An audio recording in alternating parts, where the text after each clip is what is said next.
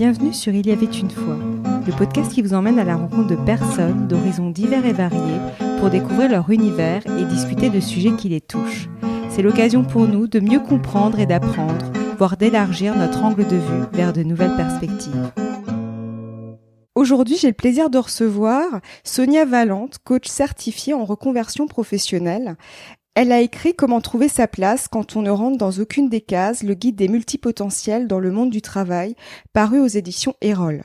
J'ai donc voulu aborder avec elle la difficulté notamment qu'on peut parfois avoir à rentrer dans les cases. Et finalement, je me demandais s'il était vraiment nécessaire de rentrer dans les cases. Mais nous allons creuser tout ça lors de notre échange. Bonjour Sonia et merci d'avoir accepté mon invitation. Bonjour Sophie, merci beaucoup à toi. Alors, avant de débuter, si tu devais choisir un mot pour te définir, ce serait lequel ? Ça commence très dur. Allez, spontanément, je pense que je dirais curieuse pour être optimiste. Sinon, j'aurais dit indécise.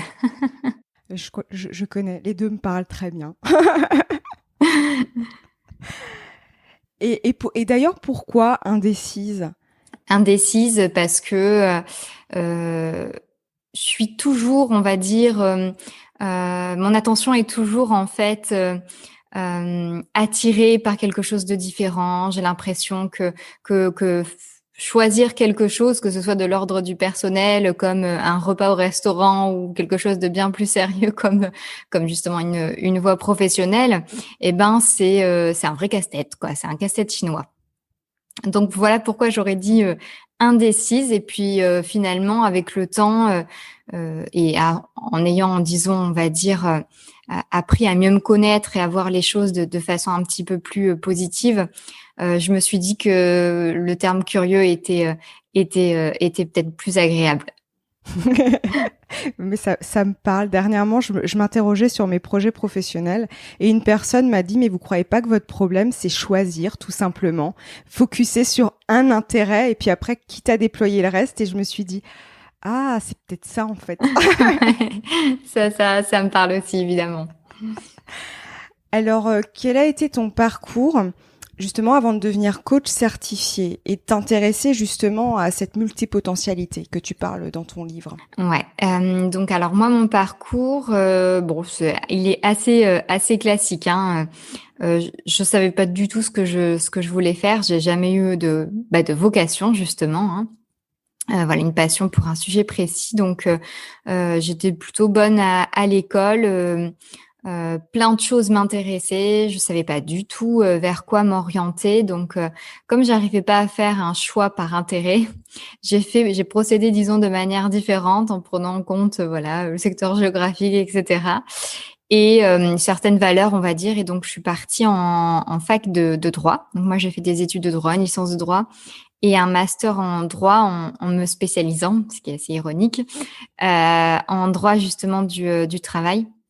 Donc voilà, j'ai fait ça. Ensuite, j'étais juriste pendant 3 ans en entreprise dans un service RH. Et très très rapidement, je me suis dit j'ai pas l'impression que je vais y rester longtemps.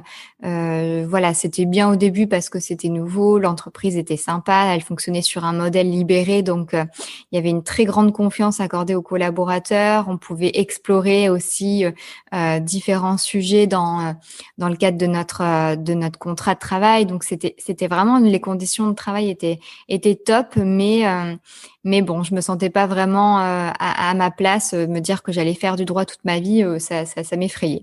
Donc très rapidement, j'ai commencé à m'ennuyer. Puis au bout de 2 ans, j'en ai profité parce que mon entreprise prenait une direction qui me correspondait plus tellement pour partir.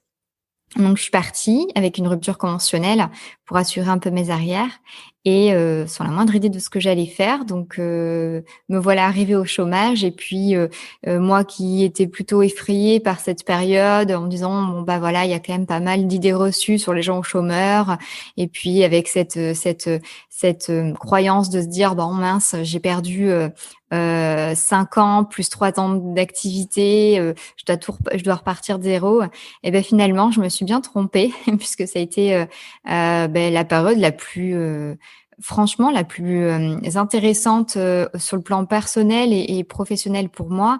Et donc, je passais par la case bilan de compétences et grosse phase d'introspection à travers des lectures, etc. Et c'est là où, bon, bah, je passe les détails, mais en gros, j'ai un petit peu compris qu'il y avait d'autres façons d'envisager sa carrière professionnelle. Donc, notamment, je lisais beaucoup de bouquins en anglais, donc des visions un peu différentes que la nôtre outre-Atlantique, et qui m'inspiraient pas mal, et où je me suis dit, bon, bah mince, moi, j'ai envie de justement envisager une carrière comme ça. Je vais me contenter de réfléchir à ce qui me motive réellement. Et puis, advienne que pourra, je lancerai peut-être un projet. Et puis voilà, je me suis vite adaptée à ce mode de travail en me disant que je ferai certainement pas le même métier toute ma vie. Et puis, mon fil rouge à moi, c'était quand même la relation d'aide. Et c'est comme ça qu'après, j'adore aussi le monde du travail. Et puis, j'ai aussi beaucoup aimé ce travail un petit peu euh, comment dire, de ce voyage, un petit peu d'apprendre à se connaître, etc. Et puis on est tellement nombreux à ne pas savoir par quel bout commencer pour quand on a envie de changer d'orientation, que je me suis dit, bon, bah les 3 sujets me parlent, allez hop, je mixe tout ça, et je me lance dans l'accompagnement. Et puis l'aventure entrepreneur était pour moi la meilleure façon de justement ne pas rentrer dans une case et de le faire à ma façon.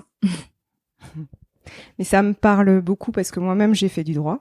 Moi, je me suis spécialisée dans les marchés publics parce que je voulais absolument éluder le côté émotionnel. Donc là, j'étais absolument pas dans l'émotionnel.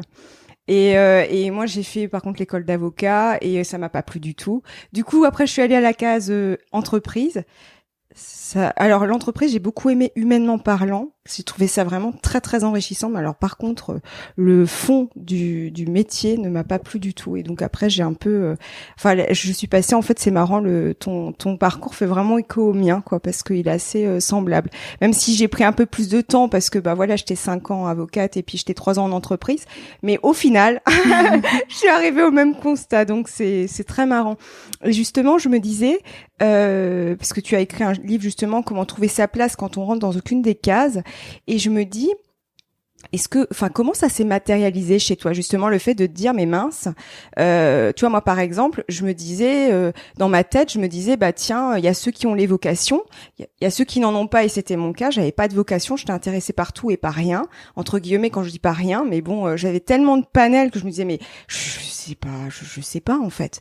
Et je me dis, c'est quoi, en fait? C'est la pression, tu vois, que nous donne la société, je sais pas, c'est une réflexion que je me disais, c'est quoi, finalement, se dire je ne rentre dans aucune des cases. Ouais, c'est très juste ce que tu dis. Je pense qu'il y a effectivement le gros du gros. Pour moi, il y a disons deux raisons. La première, c'est effectivement la société, puisque de toute façon déjà même à l'école, on voit très rapidement que le modèle scolaire nous invite à faire des choix très tôt. Donc bon, bah voilà, toi tu es bon en maths, donc il faut que tu partes. Voilà, on prend beaucoup plus en compte. En tout cas, à mon époque, peut-être que les choses changent un peu, mais je n'ai pas trop l'impression encore. Voilà, on prend beaucoup en compte un petit peu les forces des élèves, et on les influence dans leur choix d'orientation par rapport à ça. Et voilà, très tôt, il faut déjà se questionner sur ce qu'on va faire, comme si c'était un choix un petit peu décisif qui allait être déterminant. Et puis évidemment, la société qui valorise beaucoup la carrière très linéaire. Voilà, se dire bon on a tous entendu, que ce soit dans notre famille ou en dehors, ou même dans des films, au cinéma, etc. C'est le stéréotype de je vais faire carrière dans un secteur, je vais gravir les échelons, et puis c'est ça la réussite. Donc finalement, si on remplit toutes ces étapes, on rentre c'est rentrer dans une case un peu, et comment dire, remplir les critères de la réussite professionnelle. Et puis il y a un deuxième critère qui est quand même aussi qui peut peser dans la balance, qui est aussi l'éducation parentale. C'est vrai que j'ai beaucoup entendu, en tout cas de la part de personnes avec qui j'ai pu échanger ou même accompagner, une pression indirecte, inconsciente, hein, parfois des parents qui pensent que pour que leurs enfants voilà puissent s'épanouir, être heureux, bon bah il faut absolument qu'ils quand ils commencent quelque chose, qu'ils le terminent. Voilà, ils les éduquent très rapidement là-dessus. Non, tu as choisi ça comme activité sportive, il faut pas que tu changes. Mais mais tu es trop indécis. Donc des petites phrases en fait qu'on entend et qui laissent penser que bon bah il faut rentrer dans une case. Sinon, on est un petit peu anormal, quoi. C'est ça. Tout à fait. Mais c'est marrant ce que tu dis pour les activités sportives. Moi, quand j'étais petite, j'en ai fait des multiples. Enfin, voilà, j'en ai fait beaucoup. Et je me rappelle qu'une fois, et ça m'avait vraiment blessée, un de mes proches m'avait dit, mais t'es vraiment pas persévérante. Tu commences tout et tu finis rien. Et en fait, moi, dans mon fort intérieur, je me disais, mais en fait, j'aime pas. C'est juste que j'aime pas. Et en même temps, j'ai engrammé ça. Je suis pas persévérante. Du coup, j'ai développé une ultra persévérance. Mais au bon point que parfois, je me dis, mais arrête de t'entêter. Enfin, je lâche pas tant que je suis pas arrivée là où je suis arrivée. Et comme je mets la barre très haut, je te raconte pas le truc. Mais c'est marrant comme on peut être conditionné par les mots. Enfin, moi, c'est ça que ça me... Ah, complètement. Et puis ça me parle parce qu'en fait, c'est exactement la même chose pour moi. Hein. J'ai développé aussi allez, il faut que tu sois, faut que tu fasses bien les choses, que tu ailles au bout. Mais c'est vrai que voilà, on se rend. Bon, maintenant il y a beaucoup de bouquins hein, sur la parentalité, etc. Et bon, donc voilà, qui expliquent à quel point voilà, c'est vrai que les mots peuvent influencer les enfants. À cet âge-là, on construit aussi son identité et on prend comme modèle et bien évidemment les gens qui nous entourent. Et c'est vrai que je rebondis aussi sur quelque chose de très important, je pense, et je pense que c'est la clé de beaucoup de choses, de pression qu'on peut se mettre et aussi d'interrogation qu'on peut avoir vis-à-vis de soi-même, c'est la réussite. Je me dis finalement, il y a la réussite que la société, en fait, la définition qu'en fait la société, et il y a la réussite finalement qui est ta définition. Et je me dis du coup, pour toi, par exemple, comment tu définirais la réussite? Qu'est-ce que c'est la réussite pour toi? C'est une très très bonne question. Alors pour moi, en fait, la réussite, c'est tout simplement faire quelque chose. Enfin, dans le cadre professionnel, hein, c'est tout simplement faire quelque chose avec lequel je suis alignée. Personnellement, j'ai jamais été quelqu'un de très de matérialiste, de très centré sur l'argent, et peut-être que c'est pour ces raisons-là aussi que je suis que j'ai pas continué dans cette voie, etc. J'ai jamais été trop sensible au statut social, à toutes ces choses-là.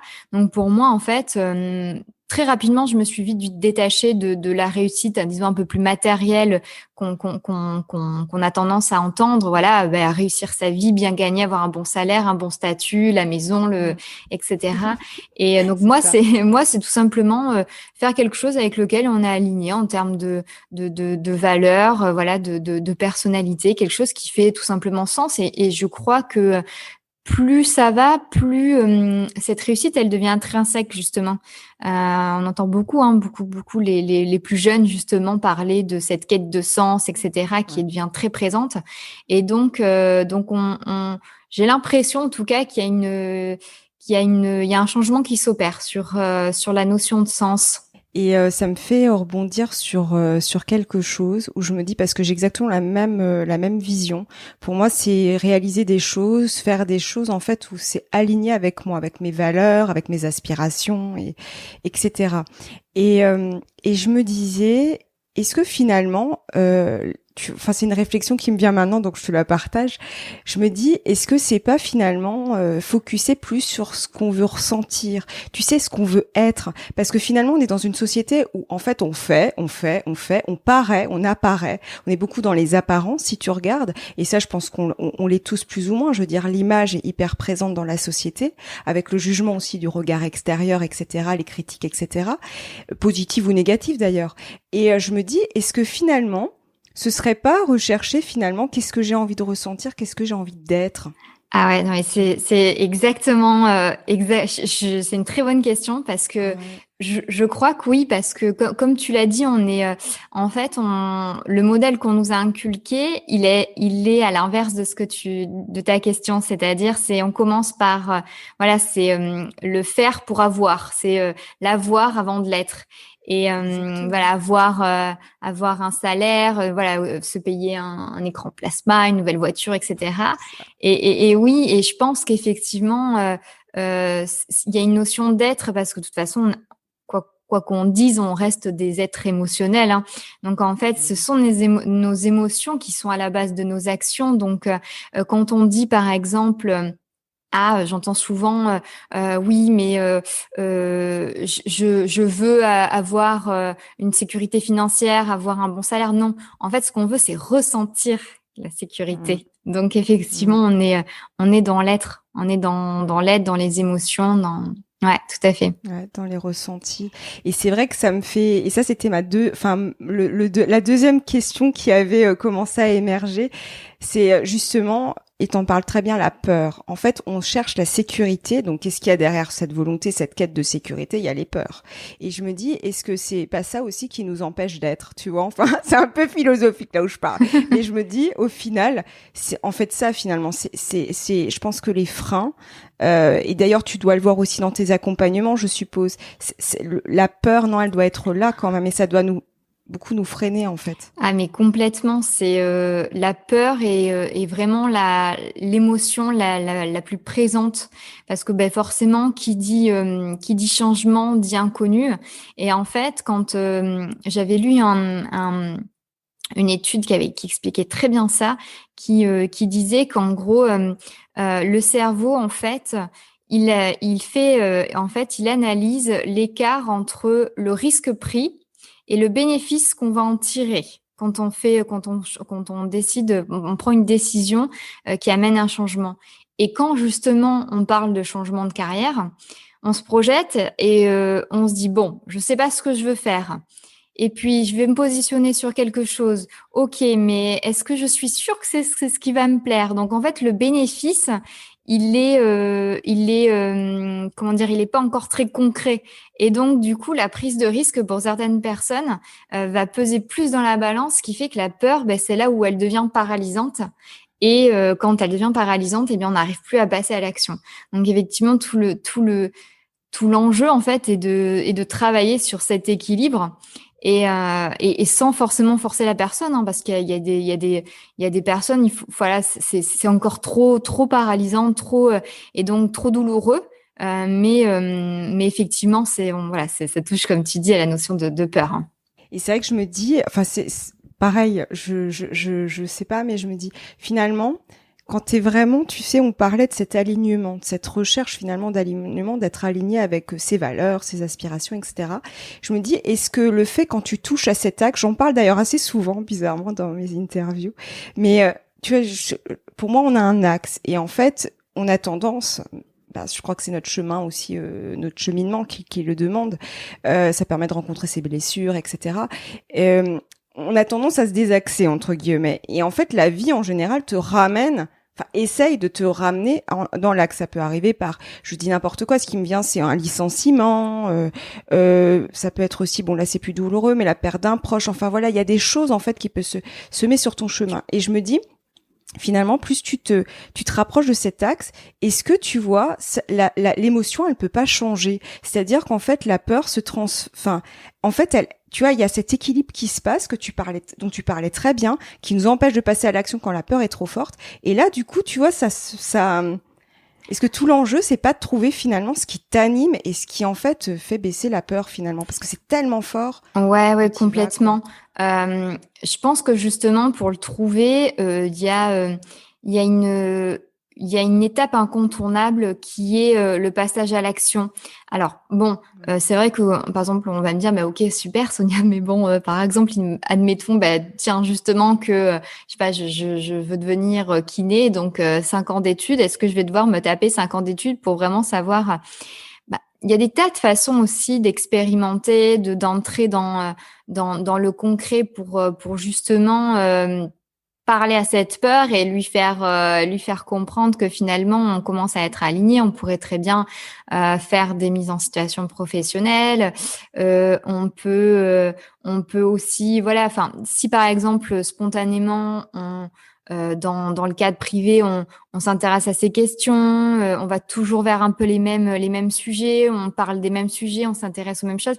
C'est qu'il y a quelque chose quand même, hein. Comme tu dis, ça nous ramène vers cet axe. Donc je pense que voilà, ces actions, c'est ça, c'est qu'est-ce qui va m'intéresser, vers quoi je vais spontanément, quand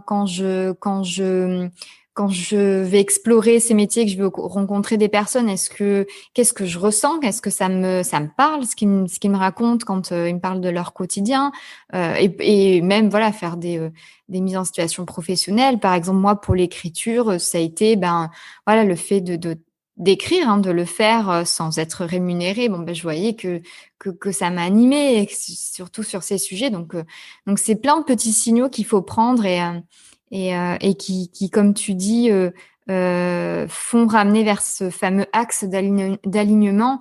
Et de toute façon, c'est en passant à l'action, petit pas par petit pas, en fonction de la peur, qu'on va de plus en plus se rapprocher vers ce qui nous anime, qu'on ait une vocation ou pas, parce que c'est ce qui nous anime, ça peut se manifester, ça peut se concrétiser dans le cadre professionnel de plein de façons différentes.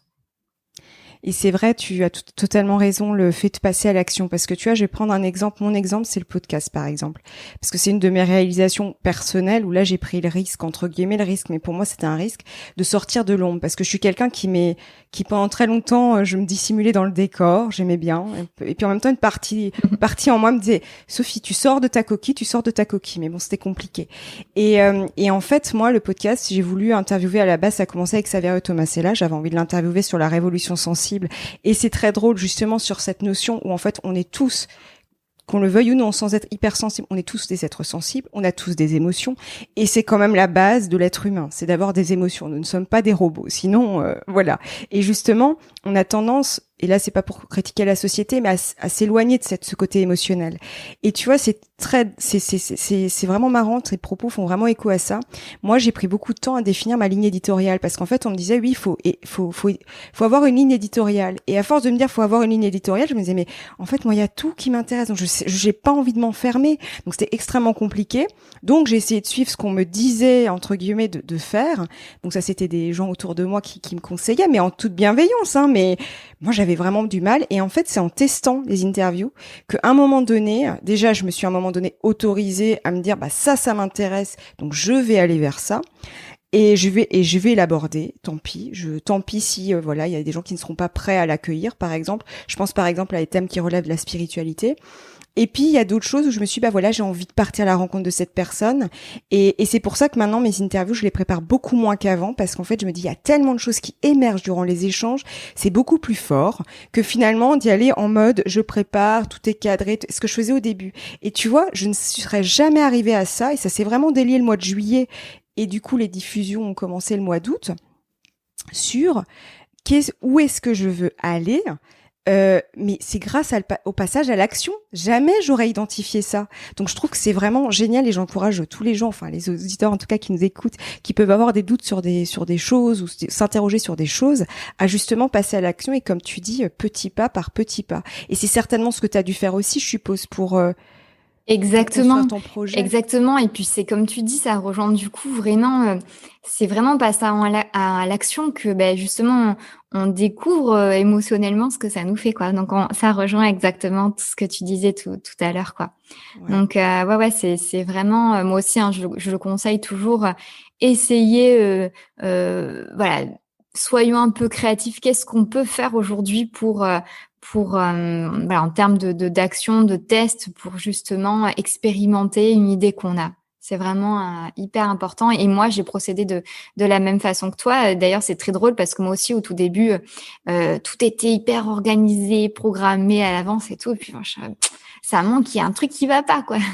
Pareil. Et maintenant, je n'ai plus rien d'organisé. Quand j'écris mes newsletters, je ne les fais pas à l'avance, quoi. Je vais le faire la veille pour le lendemain ou 2-3 jours avant, mais je vais vraiment laisser émerger ce qu'il y a parce que je crois que vraiment il y avait je m'étais peut-être un peu trop robotisée, on va dire. Et maintenant, j'ai l'impression d'être beaucoup plus sur sur le présent, l'émotionnel. Donc voilà, et je prends beaucoup plus de plaisir. Et c'est exactement ça, c'est que je me dis en fait, parce que moi j'avais la même démarche, et c'est vrai que je me dis plus en fait, tu vis justement, et ça c'est très important, le moment présent, les émotions de l'instant présent, et je me dis, parce que ça me fait écho avec une lecture que j'ai eue dernièrement, c'est qu'en fait, tout ce qui se passe aujourd'hui ne sont que le résultat de nos pensées passées. Donc du coup, je me dis finalement, si tu veux construire ton futur, c'est maintenant qu'il faut agir, entre guillemets, enfin, puisque tes pensées d'aujourd'hui seront tes actions de demain. Et du coup, je me dis, mais c'est exactement ça. Je me dis, en fait, finalement, le fait de faire au jour le jour, plus ou moins, bien sûr, parce que bon, voilà, mais par rapport à son planning. Mais je me dis, finalement, ce qui émerge aujourd'hui, si ça se trouve, tu l'aurais préparé 3 semaines avant. Par exemple, prends l'exemple de ta newsletter, ça aurait pas du tout été la même chose, en fait. Et peut-être que tu aurais même évolué entre-temps, je sais pas. Ah, Enfin, mais exactement. Je peux te confirmer, hein. Il y a eu des fois où j'ai écrit, je me dis, ah bah mince, pourquoi j'écris ça? Et puis en fait, après, il se passe que bah, ton cerveau il se dit, oh attends, on a déjà écrit, moi j'ai un petit peu la flemme de m'y remettre. Bon, ok, tant pis, j'abandonne. Je l'ai ouais, programmé, donc oui, c'est je confirme. ouais. Et en plus, c'est vrai qu'il y a autre chose qui me vient sur ce côté de se faire plaisir et justement de suivre en fait les émotions qui peuvent t'animer à l'intérieur de toi. C'est comme tu dis, je me demande si c'est pas lié, mais après tu me diras ce que t'en penses. Ce qui me vient, c'est le terme procrastination. Bon, la procrastination, elle peut dévoiler plusieurs choses, mais est-ce que tu sais, notamment, moi je pense quand j'étais en droit, j'avais énormément de mal à me mettre dans les dossiers en fait. Il fallait vraiment que je me pousse. Puis après, quand j'arrivais à me pousser, après j'y allais. Mais alors, j'avais une procrastination et à chaque fois je me disais mais c'est bizarre. Et je me disais tiens je suis paresseuse alors que je ne pense pas être paresseuse. Et je me dis est-ce que tu vois c'est pas aussi un indicateur pour se dire en fait je suis pas du tout alignée, je sais pas. Oui, c'est clair. Bon, la procrastination, c'est un sujet hyper complexe, mais Ouais. effectivement, c'est quand même un indicateur, hein. On a tous, voilà, plus comment dire, l'intérêt pour la tâche va être faible, bah, plus notre cerveau, forcément, lui, tout ce qu'il veut, il est partisan du plaisir, hein. Donc, c'est le plaisir instantané avant tout. Donc, il va jouer de subterfuges pour pas pour retarder en disant l'échéance du passage à l'acte. Ouais, ça me parle, oui. Ça me parle bien ce que tu dis. Et je me disais justement le fait d'avoir des difficultés de rentrer dans des cases. Euh, Tu vois, ça c'est une réflexion que j'ai eue avant qu'on débute notre échange. Si je me dis, est-ce que finalement c'est nécessaire de vouloir rentrer dans une case, tu vois? Et finalement, est-ce qu'on peut pas se créer son propre univers en phase avec ses aspirations, ses valeurs, etc. Ouais, bah je pense que la réponse va dépendre de chacun. En tout cas, moi, c'est Ouais. clair que je prends le parti de me dire bon bah j'ai envie de la créer. Si je peux pas la trouver, ben moi je vais la créer. Voilà, elle sera faite de différentes choses. Voilà, ça sera assez varié, un petit peu multicolore. Enfin bref, fait de différentes choses. Donc oui, pour moi, on peut tout à fait la créer et je pense que, alors, le fait que justement il y ait aussi une explosion quand on regarde les derniers chiffres de l'entrepreneuriat, du fait qu'il y ait aussi de plus en plus de gens qui cumulent des activités, ce sont des signes que justement les gens n'arrivent pas à trouver le bon match, hein, avec un job en fait. Avec peut-être un secteur d'activité, un métier précis, et donc pour moi, tous ces signaux montrent qu'on peut tout à fait la créer.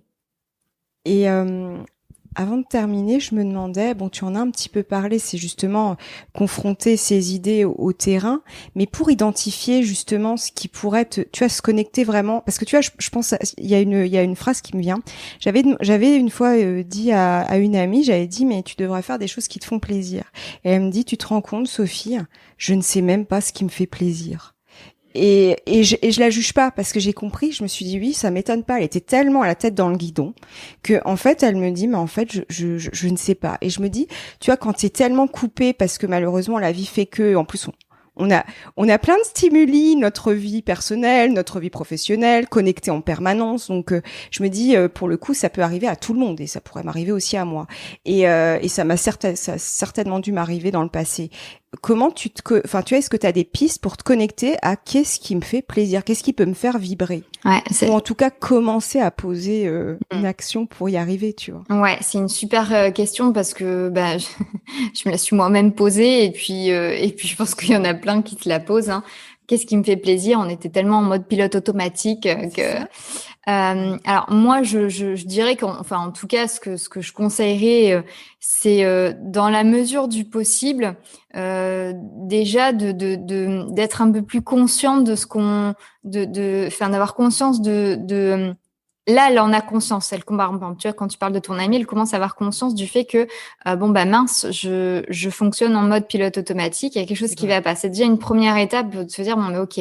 Et maintenant qu'on en a conscience, c'est justement être un peu plus attentif à, on revient encore à l'émotionnel, hein, à ce qu'on ressent quand on fait des choses, parce qu'en fait, on fait les choses de façon très automatisée et on se rend pas compte, est-ce que des émotions qu'on ressent en fait finalement. Donc moi, je sais que ça m'a beaucoup aidé de finalement être un peu plus attentive à ce que tiens, quand je vais faire, je sais pas, de la pâtisserie ou des choses comme ça, comment est-ce que je vais me sentir, qu'est-ce qui me fait plaisir, qu'est-ce qui attire mon attention aussi. Par exemple, je me rends compte quand on est très comment dire, submergé d'informations.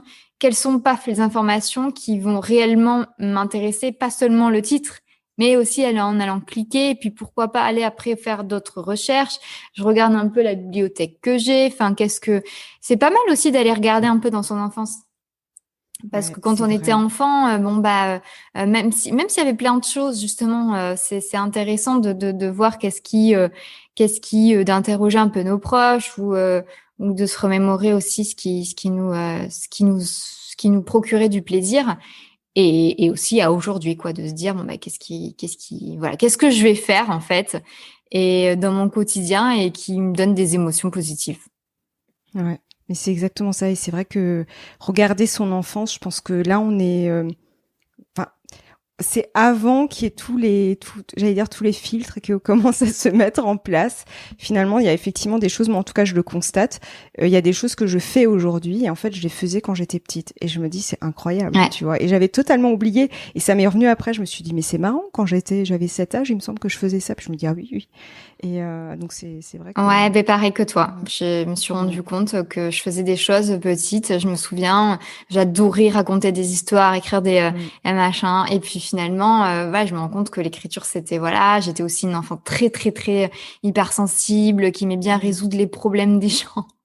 Voilà, donc je me dis finalement il y a... moi, j'essayais de comprendre les gens. Je me disais, mais pourquoi ils agissent comme ça? Ou pourquoi C'est bizarre. C'est ça, maman, mais il y a machin qui a fait ça, pourquoi et machin. Enfin, donc il y a plein de petits signaux qui effectivement dans l'enfance qui sont intéressants d'aller creuser.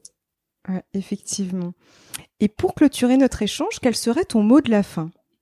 Le mot de la fin, alors je dirais de justement ceux qui sont un petit peu dans cette situation, qui ont l'impression de rentrer dans aucune case, qui n'arrivent pas à s'identifier à une case, c'est au lieu de vouloir rentrer dans une case, d'ouvrir son esprit et de peut-être aller à la rencontre de personnes, que ce soit indirectement en suivant d'autres personnes sur les réseaux sociaux, etc., qui ont un modèle de carrière un peu différent, qui entrent pas forcément dans les cases et qui déjouent un petit peu ce qui les pronostics ou des gens qui ça va leur permettre d'ouvrir leur esprit.